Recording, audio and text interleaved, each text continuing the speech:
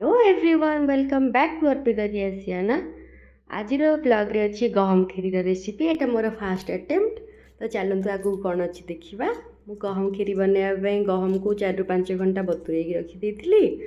तो तापर या भल भाव धोई नेली या मिक्सर ग्राइंडर रे आपण ताको हाफ ग्राइंडिंग करने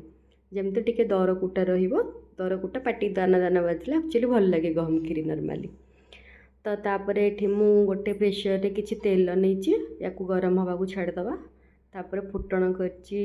तेजपत्र फ्लेवर पाई आ चीनीटा कलर पाई ऑप्शनल तापर देखो आमर चीनी कलर हो गलापर आम ये से बाटिक रखि गहम को ऐड करवा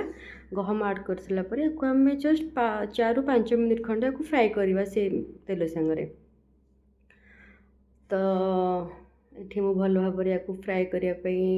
ट्राए कर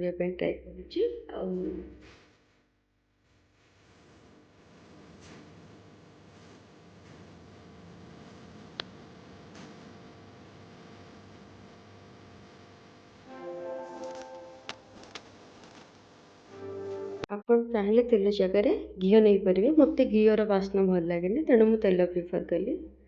जदि आप घी खाऊँ तो घीरे कले आगे भल लगे ये आमर होगला फाइनाली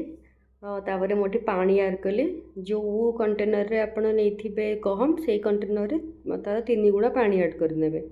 तो मुझे गिनारे गोटे गिना नहीं गहम ता हिसाब से 3टा गिना पानी ऐड कली